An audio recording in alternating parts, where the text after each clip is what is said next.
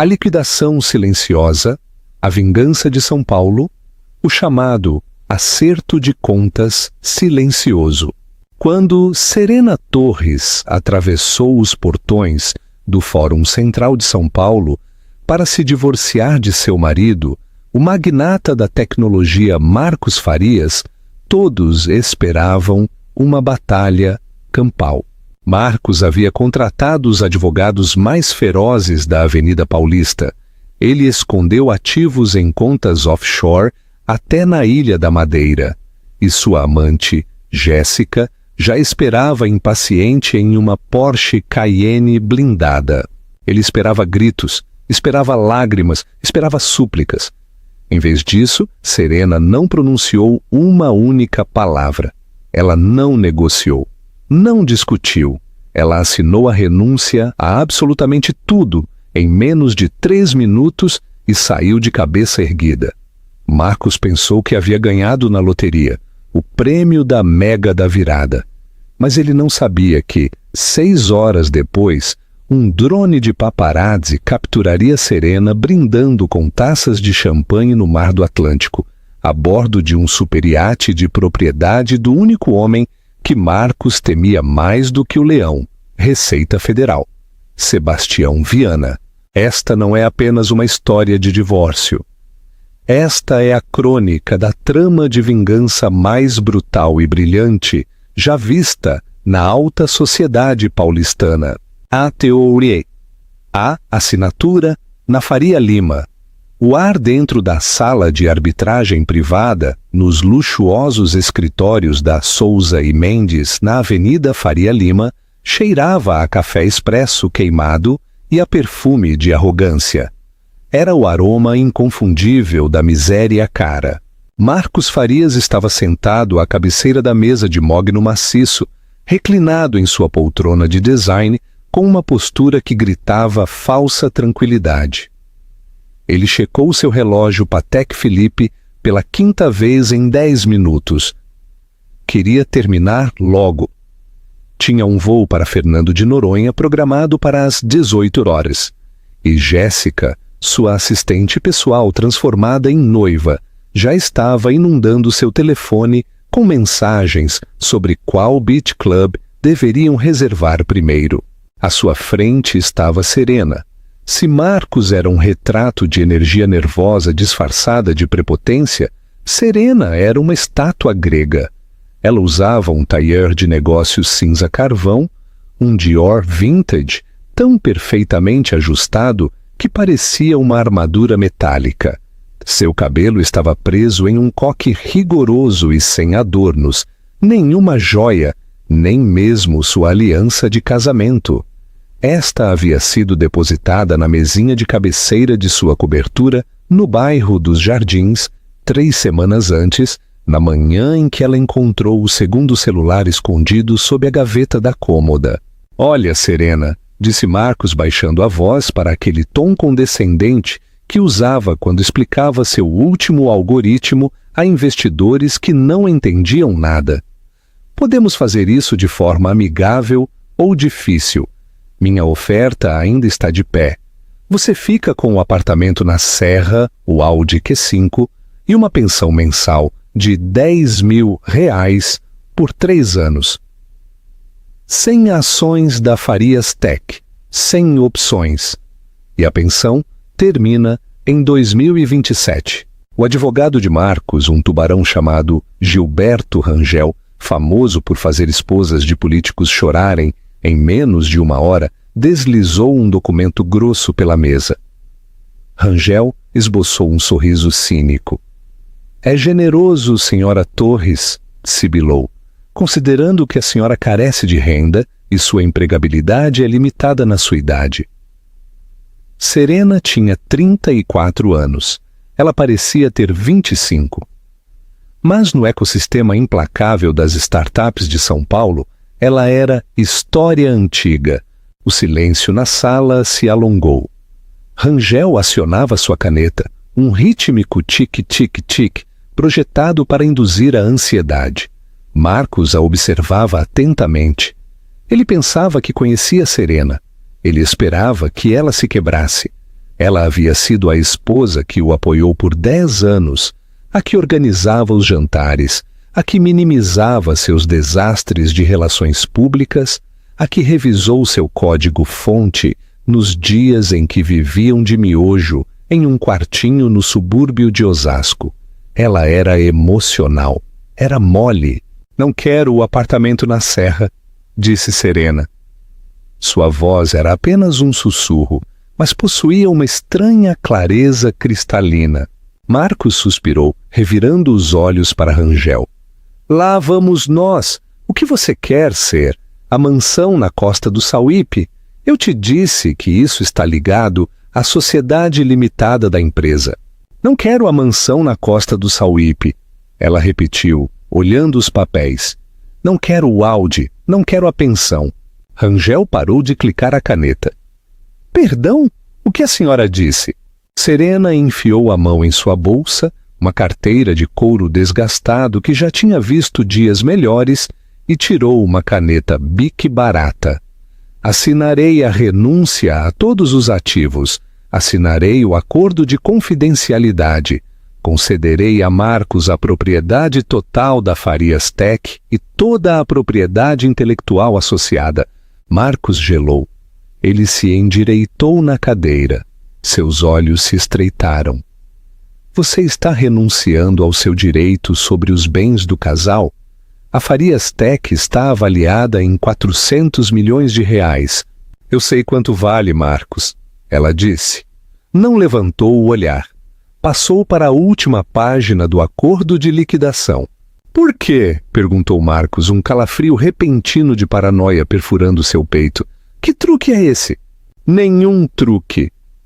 Serena levantou o olhar, seus olhos finalmente encontrando os dele. Eles eram terrivelmente vazios, como as janelas de uma casa abandonada. Eu só quero terminar. Quero estar livre de você. Hoje, agora mesmo. A senhora deve entender, interveio Rangel, confuso pela primeira vez em sua carreira profissional. Se assinar isso, sairá sem nada. Literalmente sem nada. Ficará na ruína. Eu me viro, ela respondeu. Scratch, scratch. O som de sua assinatura no documento foi o barulho mais alto na sala. Ela assinou as 3 cópias, fechou a pasta e a deslizou para Rangel. É tudo? Ela perguntou. Marcos estava atordoado. Ele sentiu uma onda de euforia, um golpe de dopamina mais forte do que qualquer negócio que ele já havia fechado. Ele tinha ganhado. Ele esperava uma batalha de 1 ano. Ele esperava perder metade de sua fortuna. Em vez disso, ela simplesmente se rendeu. Ela era mais fraca do que ele pensava. Era patética. Sim, Marcos soltou uma risada nervosa e atordoada. Sim, Ser, é isso, você está livre. Serena se levantou. Alisou a saia. Não olhou novamente para Marcos nem para o advogado. Ela se virou e saiu da sala de conferências. Espera! Gritou Marcos, um súbito impulso de piedade o atingindo. Ser, como você vai para casa? Quer que eu peça um Uber? Ela parou na porta. Não se virou. Não se preocupe comigo, Marcos, ela disse. Eu tenho transporte. A porta fez clique ao fechar. Marcos se virou para Rangel e levantou o punho. Você viu isso? Você viu essa capitulação total? Deus! Eu sou um gênio. Ele nem perguntou pelo cachorro. Rangel franziu a testa olhando a assinatura na página. É muito fácil, Marcos. As pessoas não se afastam assim de 200 milhões de reais. Ela o fez, zombou Marcos, pegando seu telefone para enviar uma mensagem para Jéssica. Ela está quebrada, Gilberto. Eu a quebrei. Agora vamos tomar um drink. Eu sou, oficialmente, um homem solteiro. Mas quando Serena saiu do prédio de escritórios na Faria Lima, ela não estava chorando. Não procurava um táxi. Ela olhou seu relógio. 11h15 da manhã. Ela caminhou 2 quarteirões até a esquina da rua Tabapuã. Um carro preto a estava esperando. Não era um Uber, Não era um táxi. Era um Rolls-Royce Phantom com as janelas tão escuras que pareciam obsidiana. O motorista, um homem corpulento com uma cicatriz cruzando seu pescoço, saiu e abriu a porta traseira. "Bom dia, senhora Farias", disse o motorista. "Ou devo dizer, senhorita Sterling?" Serena finalmente sorriu. Não era um sorriso gentil. Era o sorriso de um predador que acabara de ver a armadilha se fechar. "Senhorita Sterling está ótimo, Gregório", ela disse, deslizando para dentro do couro creme. "Me leve para Congonhas, o jet nos espera. E a bagagem?" "Eu deixei tudo", ela disse, reclinando-se e fechando os olhos. "Tudo o que eu preciso já está a bordo." ATU 2. O brinde e o pavor. Marcos Farias estava bêbado de vitória e de 3 uísques puros. Às 14 horas, ele estava no restaurante DOM de Alex Atala, em um reservado privado. Jéssica estava lá, deslumbrante e cara em um vestido vermelho que Marcos havia comprado com o cartão corporativo. Ela estava aninhada nele, rindo enquanto ele recontava a história da manhã. "Ela literalmente só assinou?" perguntou Jéssica com os olhos arregalados. "Não quis as joias? A arte, nada?" "Ela é uma idiota, Jess. Um capacho total", gritou Marcos, batendo na mesa e fazendo os talheres saltarem. "Provavelmente pensa que está adotando uma postura moral superior. Superioridade moral não paga aluguel em São Paulo." A mesa riu. Estava cheia dos puxa-sacos de Marcos, seu diretor financeiro, seus amigos da faculdade, seus homens da diretoria. Eles brindaram a genialidade de Marcos. "Pelo rei solteiro", gritou Daniel, o vice-presidente de marketing. Marcos ergueu sua taça, brindando a liberdade e a atualização. Ele beijou Jéssica com força, mas no meio da celebração, uma pequena sensação incômoda começou a coçá-lo na parte de trás do cérebro. Era Gilberto Rangel, seu advogado. Rangel não tinha ido ao almoço. Ele havia retornado ao seu escritório para protocolar os papéis imediatamente, paranoico de que Serena mudasse de ideia. O telefone de Marcos vibrou. Era Rangel, Gilberto Rangel, advogado, chamada. "Estraga prazeres", resmungou Marcos, recusando a chamada. Vibrou de novo.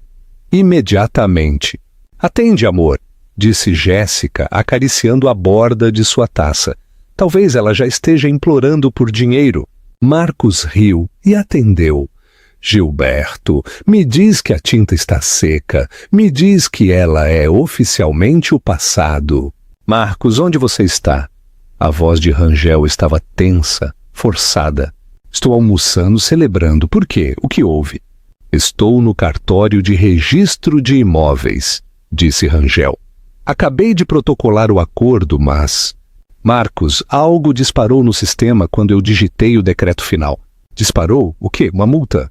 "Não, uma notificação de ônus. Estou olhando as escrituras da cobertura dos jardins e da fazenda na costa do Sauípe." "Marcos, você fez uma segunda hipoteca? O quê? A empresa está bombando. Por que eu faria hipoteca?" "Porque, segundo o registro, nenhuma dessas propriedades pertence a você ou à SLU, Sociedade Limitada Unipessoal." Marcos largou sua taça. O barulho do restaurante pareceu se desvanecer. "Do que você está falando?" "Eu as comprei. Meu nome está na escritura." "Seu nome está no fideicomisso", corrigiu Rangel. "O fideicomisso Aurora Boreal. Você me disse que era sua sociedade instrumental." Eu a estabeleci há 5 anos." "Marcos", sussurrou Rangel. "Estou olhando os documentos de constituição do fideicomisso agora mesmo. Você não é o beneficiário. Você está listado como o fiduciário. O beneficiário é uma entidade extraterritorial registrada nas Ilhas Cayman, chamada Nemesis Holdings." "Ok, então. Isso é provavelmente só a forma como meu gerente configurou para evadir impostos." "Eu liguei para o seu gerente", disse Rangel. "Ele não configurou a Nemesis Holdings. Nunca ouviu falar dela. Mas eu fiz uma busca rápida. O signatário da Nemesis Holdings é Serena. Marcos sentiu o sangue escoar de seu rosto. Isso é impossível. Serena não sabe como estabelecer uma sociedade de fachada offshore. Ela é uma dona de casa. Ela estudou História da Arte. Marcos, se ela é dona do fideicomisso e o fideicomisso é dono das casas... Ela é dona das casas, terminou Marcos com a voz tremendo. Fica pior, disse Rangel. Acabei de pedir ao estagiário para fazer uma verificação das patentes de propriedade intelectual fundacionais da Farias Tech. O código, o algoritmo central que você usa para construir a plataforma. Eu escrevi esse código, retrucou Marcos, no nosso quartinho em Osasco. Você escreveu a interface frontal, disse Rangel. Mas a patente do motor de dados preditivos, o que faz a empresa valer 400 milhões, não está em seu nome. Está em nome do desenvolvedor original. Eu sou o desenvolvedor. Não, Marcos, a patente está registrada em nome de S. Sterling, data 2014, 2 anos antes de você constituir a empresa. Marcos soltou o telefone, caiu sobre a toalha de mesa branca, virando uma taça de vinho tinto. A mancha se espalhou como um ferimento de bala no tecido.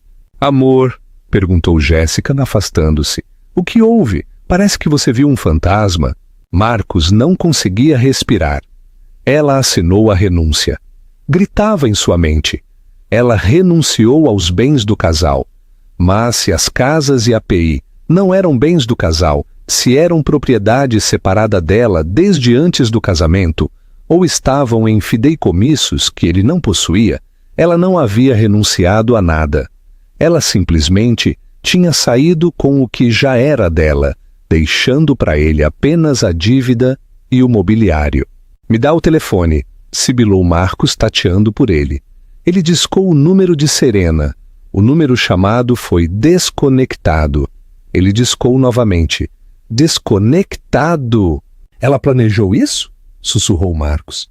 Planejou a coisa toda. Serena! Perguntou Jéssica. Onde ela está agora? Serena! Gritou Marcos, fazendo todo o restaurante se virar para olhar. Ela me passou a perna! Ela roubou minha empresa!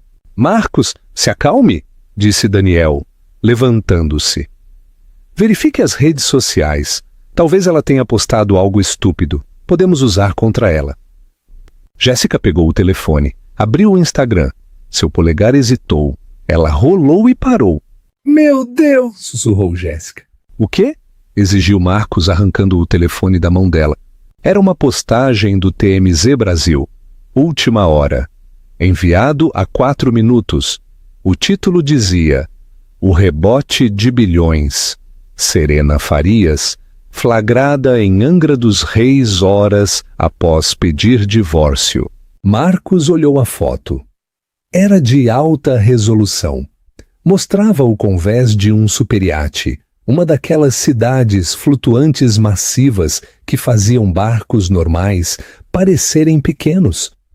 O nome no casco era visível em letras douradas: o Leviatã.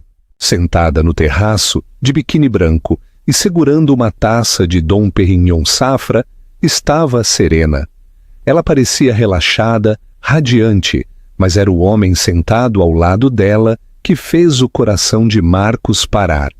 O homem era mais velho, talvez com 50 e poucos anos, com cabelo grisalho e um físico que falava de personal trainers e academias privadas. Ele estava inclinado, sussurrando algo no ouvido de Serena, com a mão apoiada familiarmente em seu ombro. Todo estudante de negócios, todo CEO de tecnologia, toda pessoa que lia a Exame ou o Valor Econômico conhecia aquele rosto. Era Sebastião Viana. Não apenas um bilionário, o bilionário, o homem que era dono de linhas marítimas, redes de satélite, minas de lítio, o homem que se rumorava desestabilizar pequenos governos para obter isenções fiscais. Um homem cujo patrimônio líquido, fazia os 400 milhões de Marcos Farias parecerem troco. Marcos percebeu com uma torção doentia no estômago que Sebastião Viana era conhecido por outra coisa. Ele era o invasor corporativo mais impiedoso do mundo. Ele comprava empresas, as desmantelava para obter peças e deixava os CEOs na miséria. A legenda da foto dizia: fontes afirmam que Viana e a recém-solteira, senhora Farias, têm sido colaboradores próximos por anos. A Farias Tech é o próximo alvo? Marcos olhou para seus amigos. Todos estavam olhando para seus telefones. Todos estavam olhando para ele. E pela primeira vez ele não viu admiração em seus olhos. Ele viu medo. Serena não apenas o deixou, ela foi para o imperador. ATO 3. O contrato na costa fluminense. O sol do Atlântico começava a se pôr, lançando longas e machucadas sombras roxas sobre o convés do Leviatã. O iate era tão grande que não balançava com as ondas. Ele simplesmente deslocava o oceano, uma nação soberana de aço e vidro. Serena Torres. Serena Sterling estava de pé na amurada, olhando para a costa cintilante de Angra dos Reis. O vento chicoteava seu cabelo, mas ela não fez menção de ajeitá-lo. Pela primeira vez em 10 anos, ela não precisava ser perfeita. Ela só precisava ser a vencedora. Ele ligou 17 vezes na última hora, disse uma voz potente atrás dela. Serena se virou. O bilionário, o homem que os tabloides haviam identificado como seu novo amante, estava sentado em uma cadeira de vime, folheando um tablet. Pessoalmente, Sebastião Viana era ainda mais imponente do que em suas fotos. Tinha 62 anos, olhos como pederneira e uma reputação que fazia os banqueiros da Faria Lima fazerem xixi na cama. Nota: os tabloides haviam confundido seu nome com Júlio, um erro comum. Mas Marcos conhecia a verdade. Este era Sebastião Viana, o mercador da morte para empresas em colapso. Só 17? Perguntou Serena, tomando um gole de sua água com gás. Marcos está perdendo o jeito. Eu esperava pelo menos 50. Ele está distraído, disse Sebastião, tocando na tela. Minhas fontes me dizem que ele está atualmente gritando com o diretor técnico. Aparentemente, eles não conseguem acessar o repositório do código-fonte para a próxima atualização, 3.0. Serena esboçou um sorriso frio e pequeno. Não conseguirão.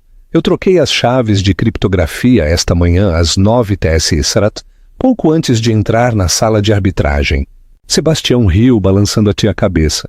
Você é uma mulher assustadora, Serena. Lembre-me de nunca me casar com você. Não se preocupe, Sebastião, você está seguro. Nosso contrato é estritamente de negócios. Esta era a primeira reviravolta que o mundo ainda não conhecia. Serena e Sebastião não eram amantes, eram parceiros de negócios. 6 meses antes, Serena havia descoberto o caso de Marcos com Jéssica. Ela não chorou, não o confrontou. Em vez disso, ela foi para a biblioteca de sua casa em São Paulo e tirou as pastas de constituição originais da Farias Tech. Ela rastreou a papelada. Ela percebeu que Marcos, em sua arrogância e preguiça, havia assinado uma procuração para ela em 2015, para que ela pudesse cuidar das entediantes formalidades fiscais enquanto ele brincava de visionário. Ela percebeu que tinha a alavancagem, mas precisava de um martelo para brandi-la. Ela havia conhecido Sebastião Viana em um evento de gala 3 anos antes. Marcos havia ignorado Viana, rotulando-o de dinossauro zumbi da velha economia. Serena havia passado 2 horas falando com ele sobre a logística da cadeia de suprimentos global. Viana ficou impressionado. Quando soube do caso, ela ligou para Viana. Eu tenho uma empresa avaliada em 400 milhões, ela disse, mas o CEO é um passivo. Quero desmantelá-la estripá-la e vendê-la para o melhor lance. Preciso de um parceiro com capital e um iate para me esconder enquanto a tempestade passa. Viana aceitou na hora. De volta a São Paulo, a tempestade não estava apenas passando. Estava sufocando Marcos Farias. ATO 4. A queda do visionário. Marcos invadiu a sala de servidores da sede da Farias Tech, no Distrito Tecnológico de Santo Amaro, em São Paulo. A sala estava gelada, cheia do zumbido das máquinas caras. Silas, seu diretor técnico, um programador brilhante, mas socialmente ansioso, estava digitando furiosamente, o suor brilhando em sua testa. "Conserta isso, Silas!" rugiu Marcos. "Os investidores estão me ligando, perguntando por que o beta está fora do ar, por que não podemos enviar a atualização." "Estou tentando, Marcos", guinchou Silas, mas a pasta raiz desapareceu, foi movida. "Movida? Como uma plataforma inteira se move? Não pensei que fosse possível." Os privilégios de administrador foram transferidos às 9h da manhã para um usuário externo. Nemesis Admin. "Serena!" sibilou Marcos. Ele caminhou de um lado para o outro na pequena sala, passando as mãos pelo cabelo. Tudo bem, é só código. Temos backups, certo? Restaura a partir do backup." Silas parou de digitar. Ele girou a cadeira com uma expressão de terror. "Marcos, os backups eram armazenados no servidor da Amazon AWS e a conta de faturamento do servidor AWS", continuou Marcos, sentindo seu estômago cair. "Estava no nome do cartão American Express pessoal de Serena, aquele que ela usava para acumular pontos de viagem. E o cartão foi cancelado ao 12h, terminou Silas. A Amazon apagou os servidores por falta de pagamento há 1 hora. Os backups se foram. O silêncio desceu sobre a sala de servidores. O único som era o zumbido dos ventiladores de resfriamento, resfriando o nada. "O que você está me dizendo?" sussurrou Marcos com a voz tremendo. "Que a Farias Tech, uma empresa avaliada em quase 500 milhões, atualmente consiste apenas em um logotipo bonito e alguns móveis de escritório alugados? Temos a interface frontal", ofereceu Silas fracamente. "O site parece bom, simplesmente não faz nada quando você clica nos botões." Marcos desabou contra a estante do servidor. Ele escorregou para o chão. Ele havia assinado o acordo de divórcio. Ele havia concordado que ele ficava com a empresa e ela levava nada. Mas ela não havia levado nada. Ela havia levado a alma da empresa, deixando para ele apenas o cadáver. Seu telefone vibrou. Era Gilberto Rangel. "Marcos", disse Gilberto, sua voz oca, "você tem que vir ao meu escritório agora." "Não posso, Gilberto. Estou consertando um problema técnico." "Dane-se o problema técnico", retrucou Gilberto. "Acabei de receber um pacote de mensageria da equipe jurídica de Serena. Não são apenas as casas e o código, Marcos. São os empréstimos." Marcos fechou os olhos com força. "Que empréstimos?" "A injeção de capital de risco que você pegou no ano passado. Os 50 milhões da Horizon Ventures para escalar o negócio." "Sim, eu assinei. Isso é de responsabilidade da empresa." "Marcos, você leu a letra miúda da garantia pessoal?" "Eu não leio a letra miúda, Gilberto. É para isso que eu te pago." "Eu não revisei esse empréstimo", gritou Gilberto. "Você disse que o administrou em uma partida de golfe com os sócios. Estou olhando o documento agora. Você colocou os bens do casal como garantia. Mas como você acabou de assinar um decreto de divórcio indicando que as casas e a API não são bens do casal, mas sim pertencem aos fideicomissos separados de Serena." Marcos sentiu a sala girar. Então, a garantia para o empréstimo de 50 milhões de reais foi quebrada no momento em que você assinou os papéis do divórcio, finalizou Gilberto. "O banco está exigindo a devolução do empréstimo. Marcos, imediatamente, eles querem 50 milhões no fechamento de amanhã, ou vão aprender seus ativos líquidos pessoais, suas contas bancárias, sua carteira de ações. Tudo. Marcos desligou o telefone, olhou para Silas. Silas, disse Marcos, temos 50 milhões na conta operacional. Silas verificou a tela. Temos 300 mil. Você gastou 4 milhões no mês passado na festa de relançamento e no depósito para o chalé de Noronha. Marcos se levantou, saiu da sala de servidores, passou pelas filas de funcionários, jovens de 20 anos em moletons, que pensavam que estavam trabalhando para o próximo Steve Jobs brasileiro. Ele entrou em seu escritório de paredes de vidro e trancou a porta. Ele olhou para a garrafa de uísque em sua mesa.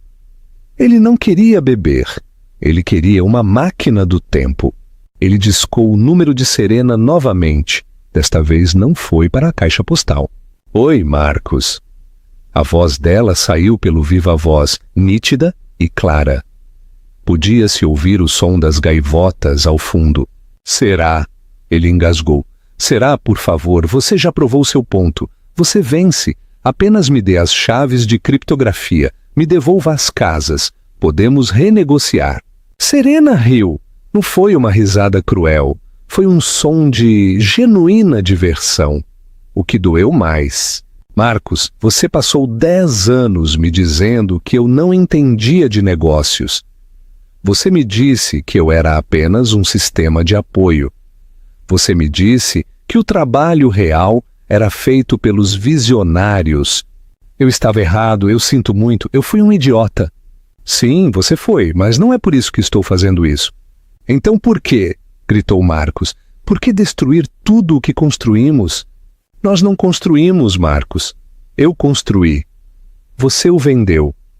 Ela disse friamente. E então você trouxe aquela mulher para a minha cama. Você a trouxe para a casa que eu decorei. Você a levou no carro que eu paguei. Você pensou que eu era cega porque eu estava quieta. Eu a deixarei. Eu demitirei Jéssica, eu juro. Oh, eu não me importo com Jéssica, disse Serena. Ela é apenas um sintoma da sua doença. A doença é o seu ego, Marcos. E eu sou a cura.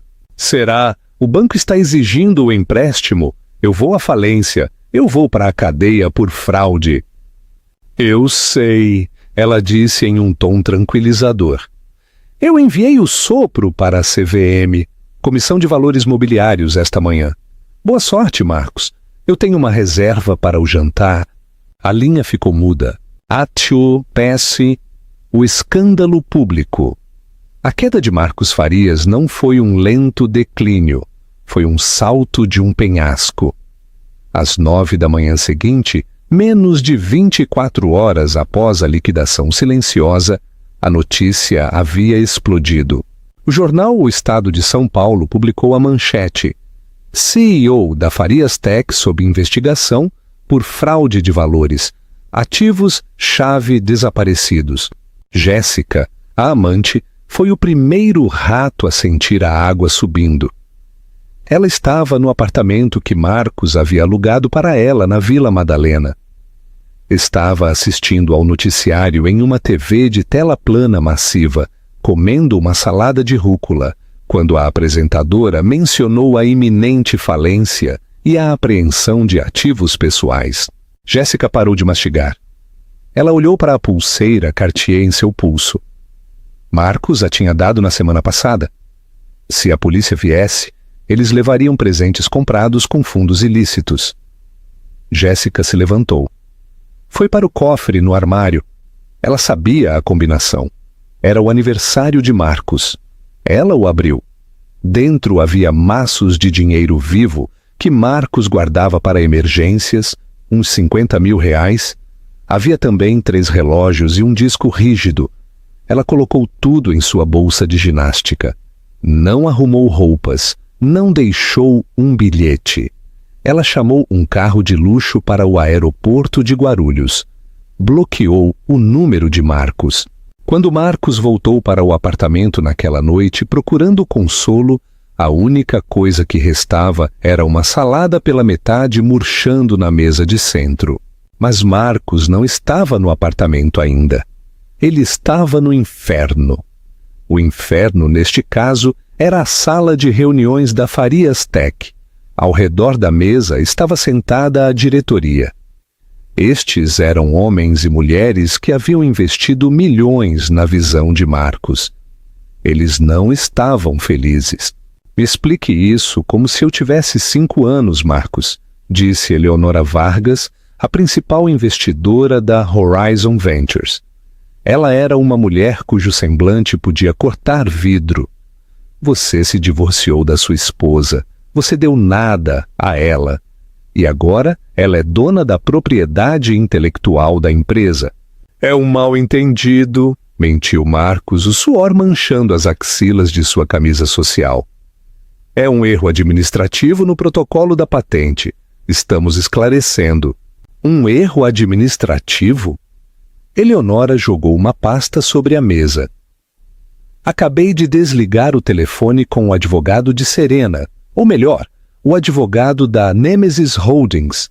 Eles estão oferecendo licenciar a API de volta para nós. Marcos piscou. O quê? Ela está oferecendo nos alugar o código? O código que pensávamos que possuíamos? Não podemos pagar a ela? Marcos bateu na mesa. Isso é admitir a derrota! Não temos escolha! Gritou Eleonora. Sem esse código, o produto está morto! Quanto ela quer? Marcos sentiu um vislumbre de esperança. Talvez Serena só quisesse dinheiro. Talvez ele pudesse comprar sua saída disso. Quanto? Eleonora olhou para o papel. Ela parecia pálida. Ela quer uma taxa de licença de 10 milhões de reais por mês. Eleonora hesitou. E o quê? E ela quer um assento na diretoria, o assento da presidente. Esse é o meu assento, guinchou Marcos. Não mais, disse Eleonora em voz baixa. Ela olhou ao redor da mesa. Eu proponho um voto de desconfiança no CEO Marcos Farias. Tudo a favor. Todas as mãos na sala se levantaram. Você está demitido, Marcos, disse Eleonora. A segurança vai te escoltar para fora. Marcos ficou ali, atordoado. Você não pode fazer isso. Eu sou o fundador. Você é um passivo, disse Eleonora. E, francamente, parece que sua ex-esposa foi o cérebro da operação o tempo todo. Preferimos estar nos negócios com ela. 2 grandes seguranças. Homens que Marcos havia contratado, homens cujos contra-cheques ele assinava, deram um passo à frente. Um deles pegou Marcos pelo cotovelo. Não me toque! Cuspiu Marcos, soltando-se. Eu estou indo! Ele saiu furioso do prédio, carregando uma caixa de papelão com um grampeador e uma foto dele mesmo apertando a mão de Jorge Paulo Lemann. Enquanto saía para as ruas de Santo Amaro, os paparazzi estavam esperando. Eles o cercaram, os flashes o cegando. Marcos, Marcos, é verdade que você está falido. Serena planejou tudo isso? Onde está Jéssica? Rumores dizem que ela foi vista embarcando em um voo para Dubai.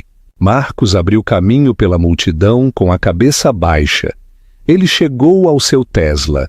Ele tocou seu telefone para abrir a porta. O aplicativo girou. Acesso negado. Ele tocou novamente. Acesso negado. O proprietário restringiu o acesso. O quê? Gritou Marcos para o telefone. Eu sou o dono! Então ele se lembrou. O Tesla estava registrado no nome da empresa.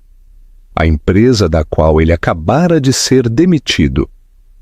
Eleonora provavelmente havia desativado sua chave digital 30 segundos atrás. Marcos chutou o pneu. Ele chutou de novo e de novo até gritar, as lágrimas escorrendo pelo seu rosto. Um bilionário transformado em mendigo no espaço de 48 horas. As câmeras capturaram tudo. Ato 6. O terceiro ato da vingança. Longe no luxo tranquilo do Atlântico, Serena observava a transmissão ao vivo em seu laptop. Sebastião Viana serviu 2 taças de vinho. Ele ofereceu uma a ela. "Brutal!" comentou Viana, vendo Marcos chutar o carro. Desmantelado de fato, o conselho acabou de emitir um comunicado à imprensa. Eles aceitaram seus termos de licença. Você agora é a presidente da Farias Tech. Eu sei, disse Serena. Ela não parecia feliz, não parecia triste. Ela parecia resoluta. Então qual é o próximo movimento? Perguntou Viana. Você volta para São Paulo? Toma o trono? Ainda não, disse Serena. Marcos está quebrado, mas não terminou. Ele ainda tem uma cartada para jogar. Que cartada? Ele não tem dinheiro, nem empresa, nem garota. Ele tem a mídia, disse Serena. Marcos é um narcisista. Quando um narcisista é encurralado, ele não desiste. Ele tenta incendiar o mundo. Ele vai aparecer na televisão. Vai tentar me pintar como a vilã. Vai mentir. Deixe-o, encolheu os ombros Viana. Quem vai acreditar nele? Todo mundo adora uma vítima, disse Serena. Especialmente se ele interpretar bem o ângulo do marido desprezado. Preciso garantir que quando ele abrir a boca, nenhum som saia. E como você faz isso? Serena fechou o laptop, enfiou a mão na bolsa e tirou um pequeno pendrive preto. Parte 2 do plano, ela disse. A amante não era apenas uma cunha para quebrar o casamento, Sebastião. Eu sabia de Jéssica muito antes de Marcos saber que eu sabia. Viana levantou uma sobrancelha. Você está dizendo que a usou? Estou dizendo, disse Serena, girando o pendrive nos dedos, que Jéssica não era apenas um rosto bonito, ela era minha espiã. Ela simplesmente não sabia disso. Você a espionou? Eu os apresentei, disse Serena. Sebastião Viana, um homem que havia derrubado governos, olhou para Serena com genuíno espanto. Você preparou uma amante para seu marido para poder destruí-lo? Eu preparei um teste, corrigiu Serena. Se ele tivesse sido leal, nada teria acontecido. Jéssica teria sido apenas a nova estagiária, mas Marcos não conseguiu resistir. E porque ele não conseguiu resistir, ele contou segredos. Conversas de travesseiro, Sebastião. É a moeda mais perigosa do mundo. E o que tem no pendrive? Gravações, disse Serena. Jéssica gravava as conversas deles para se gabar para as amigas. Ela fazia backup delas na nuvem. Uma nuvem à qual eu tinha acesso. Ela se levantou caminhando em direção à borda do iate. Marcos vai tentar me processar por fraude. Ele vai alegar que eu roubei a empresa. Mas quando o mundo o ouvir admitir evasão fiscal, subornos e, meu favorito pessoal, rir de como ele roubou o código original de seu colega de faculdade. Bem, ela jogou o pendrive para o alto e o pegou. O divórcio foi a parte silenciosa, agora vem o barulho. Ateu 7. O último grito. 3 dias depois de ser demitido de sua própria empresa, Marcos Farias sentou-se na sala verde do programa O Show de César Almeida. Era o programa de notícias a cabo mais assistido do país. César era um tubarão, um homem que prosperava com indignação e escândalo. Marcos havia escolhido este lugar com cuidado. Ele sabia que César odiava a cultura corporativa woke e compraria a história de um gênio masculino trabalhador despojado de seu império por uma ex-esposa intrigante e um bilionário sombrio. Marcos se olhou no espelho. Parecia cansado, mas havia dito à maquiadora para deixar as olheiras. Que eles vejam a dor, ele pensou. Que vejam o que ela me fez. Ele ajeitou a gravata. Ele havia comprado este terno em uma loja de departamento, porque seus ternos sob medida estavam trancados na cobertura dos jardins, onde ele estava legalmente proibido de entrar. A mistura de poliéster pinicava sua pele. 5 minutos, Sr. Farias, disse uma assistente de produção, espiando pela cabeça. Marcos respirou fundo. Este era o tiro de misericórdia. Se ele pudesse conquistar o público, poderia pressionar o conselho, poderia forçar um acordo, poderia destruir a reputação de Serena antes que ela pudesse tomar o trono completamente. Ele saiu para o palco. As luzes eram ofuscantes. O aplauso era educado, mas hesitante. "Bem-vindos de volta!" disse César Almeida, inclinando-se sobre sua mesa como um bulldog.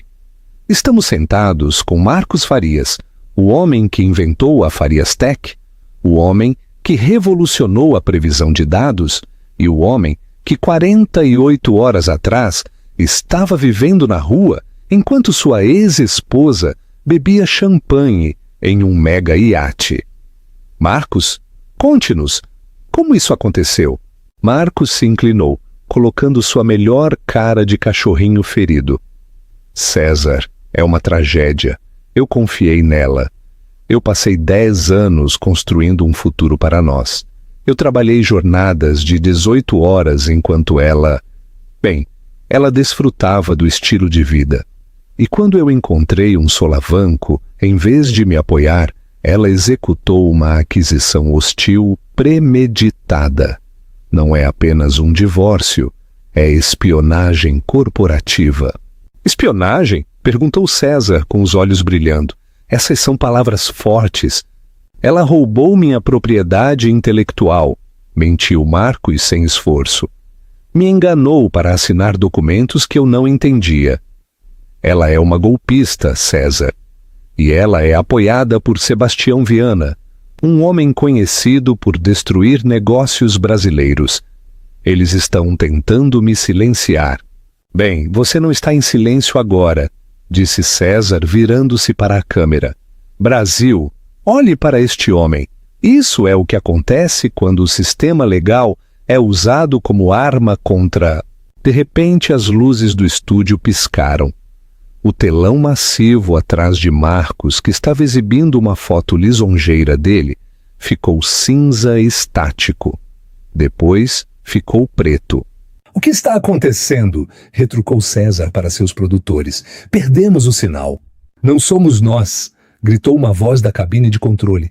"O sinal está sendo anulado." Na tela, uma forma de onda apareceu, um arquivo de áudio. "O que é isso?" Marcos se levantou, o pânico subindo por sua garganta. "Desliga isso!" Uma voz ecoou pelos alto-falantes do estúdio.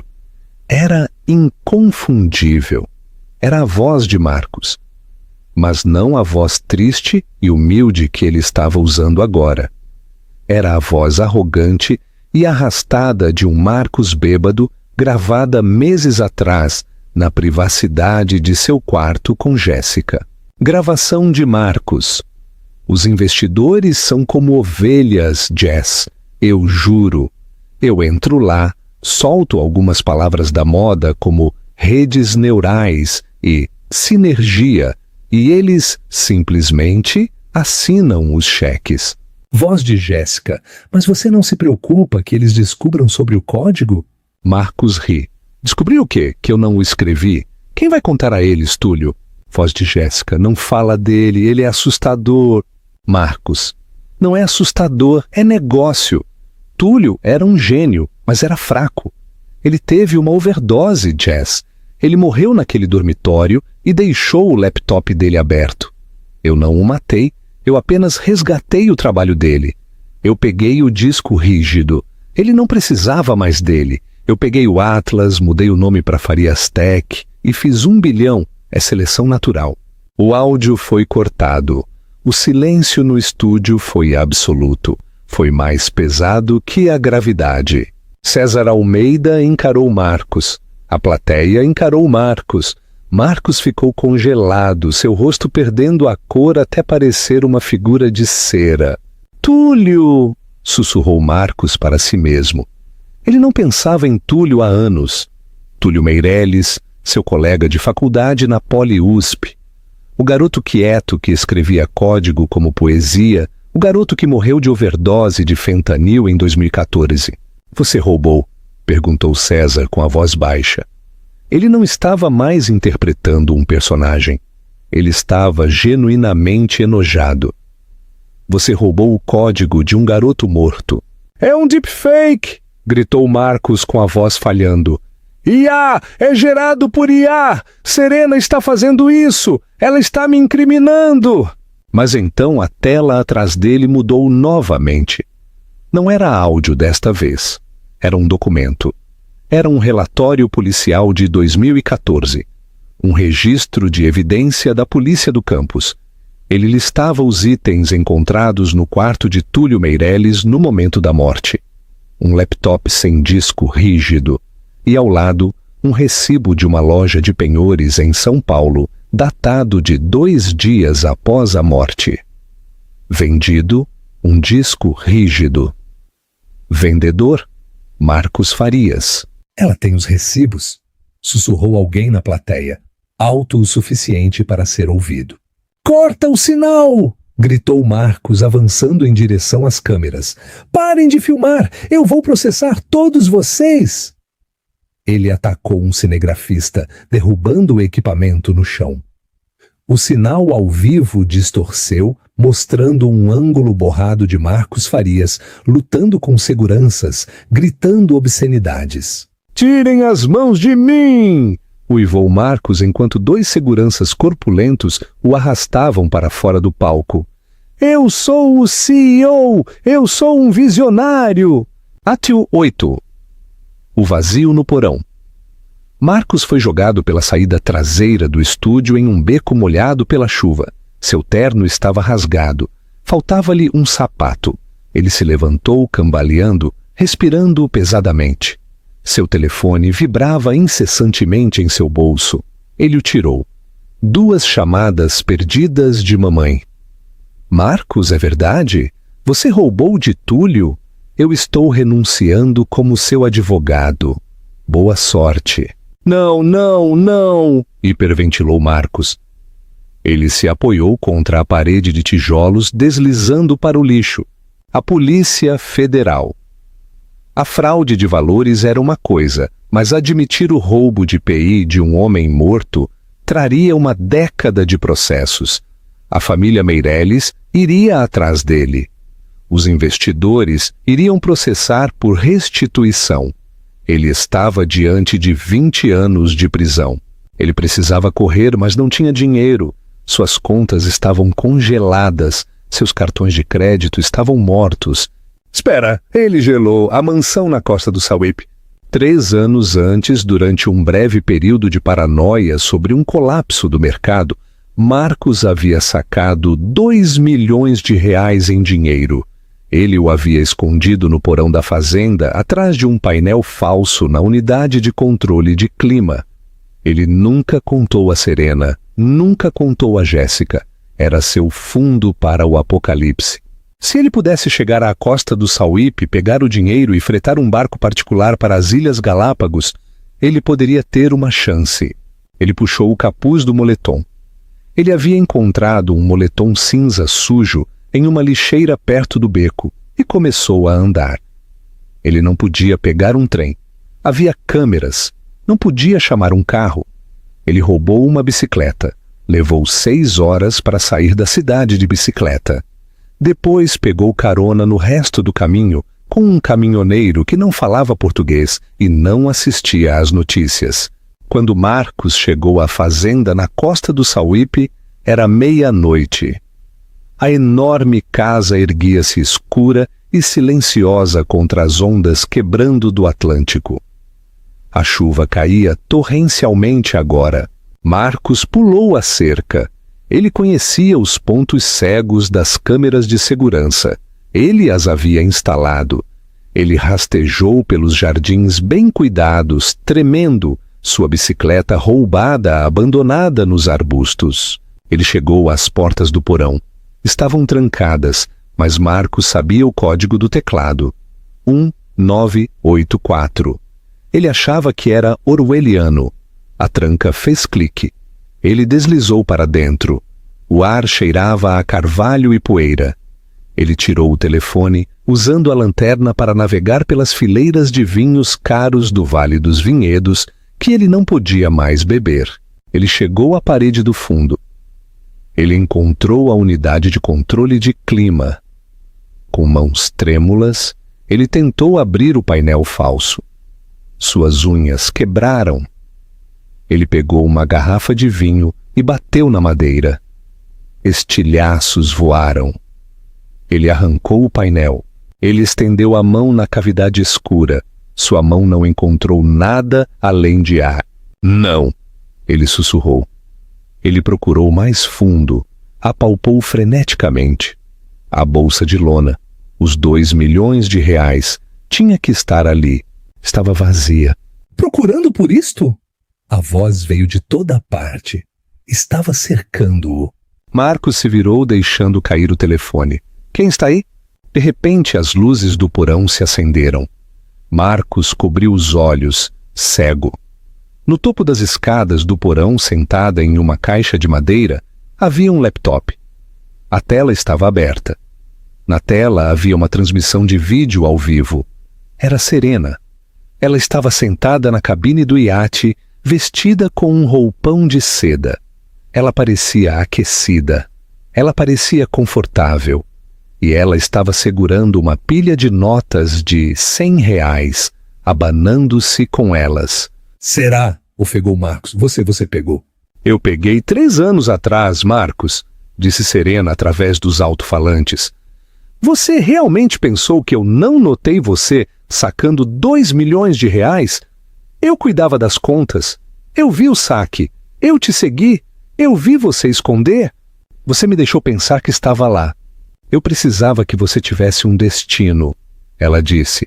Eu sabia que quando o mundo desabasse, você correria para a sua pequena rede de segurança, como um rato para o queijo. Por quê? Soluçou Marcos, caindo de joelhos no cimento frio. Por que me torturar? Apenas chame a polícia. Eu não chamei a polícia, Marcos, ela disse suavemente. Eu chamei outra pessoa. A dona Kátia, a mãe de Túlio. Marcos parou de respirar. A senhora Meirelles é uma mulher adorável, disse Serena. Ela mora em uma cidade perto de São Paulo. Ela tem chorado por seu filho por 10 anos, pensando que ele era apenas um viciado que jogou a vida fora. Ela não sabia que ele era um gênio. Ela não sabia que o melhor amigo dele roubou o legado dele. Será, por favor? Eu enviei as gravações a ela, Marcos, e eu enviei a ela a localização desta casa. Eu disse a ela que você poderia estar de passagem. Ela está aqui. Marcos olhou para as escadas do porão aterrorizado. Não, disse Serena.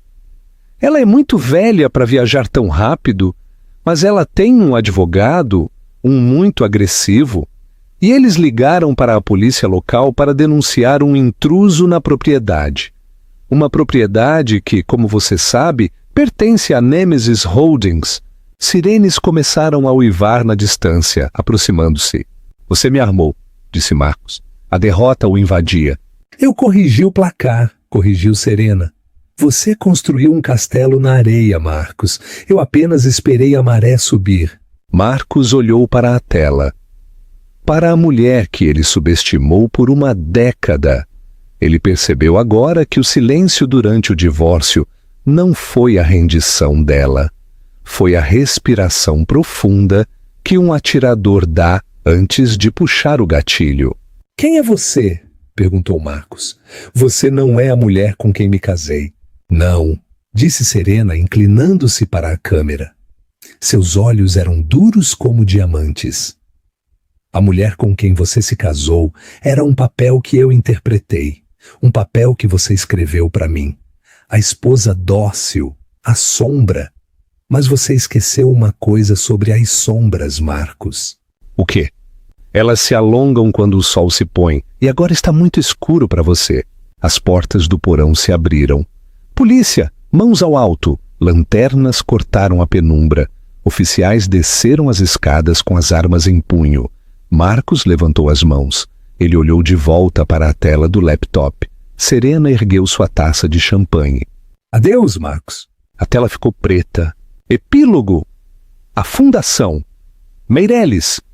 18 meses depois, o som da pesada porta de aço se fechando era o único relógio que restava a Marcos Farias. Dentro da Penitenciária Federal de Tremembé, em São Paulo, o tempo não se movia em horas ou minutos. Movia-se em contagens, a contagem da manhã, a contagem do almoço, a contagem da tarde. Marcos sentou-se na beira de sua cama, olhando para um caderno de composição em branco. Ele estava tentando escrever suas memórias há 6 meses. Tinha um título: O Algoritmo de Ícaro. Como construí o futuro e fui roubado pelo passado. Mas toda vez que ele colocava a caneta barata no papel, sua mão tremia. Ele não era o lobo de Wall Street. Não era um fora-da-lei glamuroso. Na prisão, ele era uma piada. Os outros internos, a maioria golpistas e traficantes de drogas, o chamavam de o suporte técnico. Se a TV da sala comum quebrava, eles forçavam Marcos a consertá-la. Se o controle remoto parava de funcionar, eles o jogavam na cabeça dele. Ele havia perdido tudo. O dinheiro se foi, apreendido pela CVM e pelos bancos. As casas estavam vendidas. Jéssica estava atualmente estrelando um reality show chamado A Ilha das Busca-Ouro, onde ela zombava abertamente de seu desempenho na cama para milhões de telespectadores. Mas o pior não era a pobreza ou a humilhação. Era o silêncio. Marcos costumava estar cercado de barulho, aplausos, bips de notificações, homens da diretoria rindo de suas piadas. Agora, o mundo simplesmente o havia silenciado. Ele havia enviado 20 cartas a Serena. Ele implorou por perdão. Ele implorou por um empréstimo. Ele implorou apenas para ouvir a voz dela. Ela nunca havia respondido. Nem uma única vez. O silêncio dela era uma parede de prisão mais espessa do que o concreto ao seu redor. Farias! Gritou um guarda, batendo seu cacetete nas grades. Hora da TV, vem! Marcos suspirou. Não, estou escrevendo.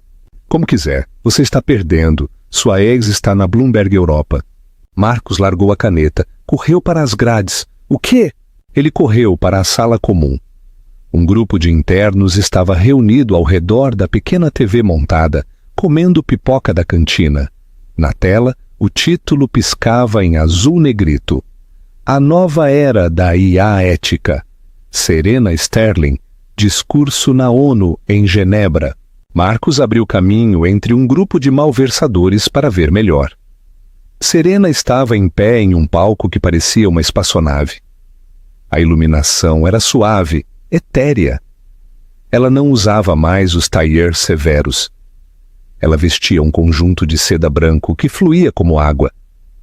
Ela parecia mais jovem, parecia poderosa, parecia feliz. Ela estava falando para uma multidão de 3.000 dos líderes mais poderosos do mundo. Por uma década, disse Serena com a voz calma e ressonante, nos disseram que a tecnologia requer disrupção, que para construir algo grandioso, você tem que quebrar coisas, você tem que quebrar regras, você tem que quebrar pessoas. A câmera fez um pan para a primeira fila. Sebastião Viana estava lá, parecendo orgulhoso. Ao lado dele estava sentada uma mulher mais velha, com cabelo grisalho e óculos grossos. Marcos a reconheceu instantaneamente. Era a dona Kátia Meireles, a mãe de Túlio. Mas isso era uma mentira, continuou Serena. A verdadeira inovação não é sobre roubo, não é sobre velocidade ao custo da verdade. Hoje, tenho orgulho de anunciar a aposentadoria da marca Farias Tech. A multidão murmurou. Marcos agarrou o encosto de uma cadeira de plástico com tanta força que seus nós dos dedos ficaram brancos. Não se atreva, ele pensou. Não apague meu nome. O nome Farias representa um legado de ego, disse Serena. Representa uma caixa preta onde entra o crédito e saem as mentiras. Hoje estamos mudando o nome. Estamos liberando o código-fonte para a comunidade acadêmica e estamos lançando uma nova plataforma dedicada à previsão de dados transparente e de código aberto. Atrás dela, o telão mudou. O logotipo da Farias Tech, um F afiado e agressivo, se estilhaçou em pó digital. Em seu lugar, um novo logotipo se formou, um design geométrico simples e elegante. E o nome? A Fundação Meireles. Estamos nomeando a empresa em homenagem ao seu verdadeiro arquiteto, disse Serena, gesticulando para Dona Kátia na primeira fila. A senhora estava chorando, segurando a mão de Sebastião Viana. Todos os lucros da plataforma Meireles irão financiar a educação STEM para estudantes carentes e apoiar programas de recuperação de vícios. Não estamos aqui para fazer bilionários, estamos aqui para fazer as pazes. A multidão explodiu. Não foi um aplauso educado. Foi uma ovação de pé, um rugido de aprovação que sacudiu os alto-falantes da TV da prisão. Marcos encarou a tela. Ela havia feito a única coisa que ele não podia conceber. Ela não apenas pegou o dinheiro. Ela não apenas pegou o poder. Ela o deu.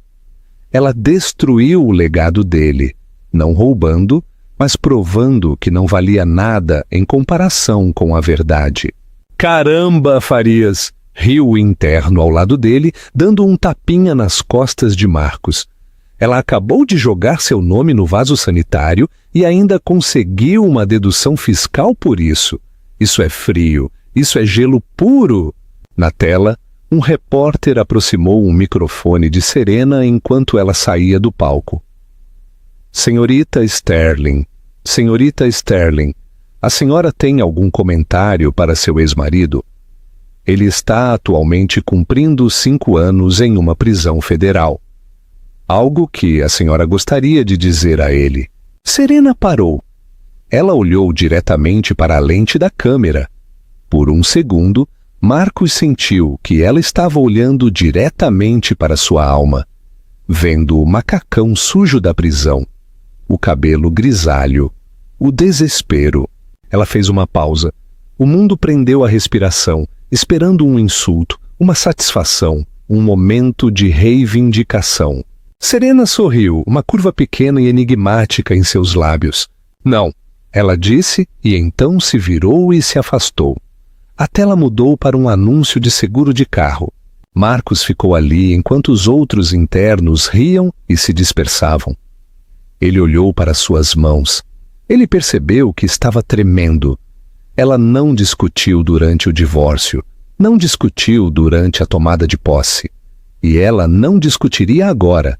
Ela havia lhe concedido o castigo final. Ela o havia tornado irrelevante. 3 meses depois, um pacote chegou pelo correio da prisão. Era um envelope acolchoado padrão. O endereço do remetente era Nemesis Holdings, Ilhas Cayman. Marcos o abriu com os dentes, seu coração martelando.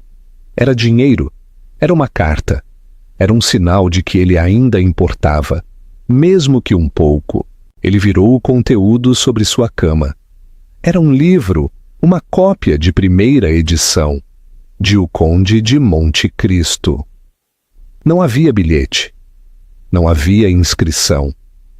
Apenas um post-it amarelo na capa com um único símbolo desenhado à mão. Um rosto sorridente. Marcos encarou o livro. Ele tocou a capa. E pela primeira vez em 2 anos ele começou a rir. Ele riu até suas costelas doerem. Ele riu até as lágrimas escorrerem pelo seu rosto e encharcarem os lençóis da prisão. Ele riu porque finalmente entendeu a piada. Ele nunca foi o protagonista desta história. Ele foi apenas o vilão na história de origem dela. E o vilão nunca tem a última palavra. Reflexão final. E essa, caros amigos, é a história da liquidação silenciosa. Serena Sterling provou que, em um mundo cheio de barulho, gritos e guerras de Twitter, A arma mais perigosa que você pode brandir é o silêncio. Marcos Farias pensou que sua esposa era fraca porque não revidou. Ele não percebeu que enquanto ele jogava damas, ela estava jogando xadrez 4D. E ela era a dona do tabuleiro. Ela saiu com sua dignidade, sua liberdade e, finalmente, com todo o império, deixando para ele apenas seu próprio ego como companhia em uma cela em Tremembé. É um lembrete brutal. Cuidado com quem você subestima. Os quietos não estão em silêncio porque não têm nada a dizer. Eles estão em silêncio porque estão conspirando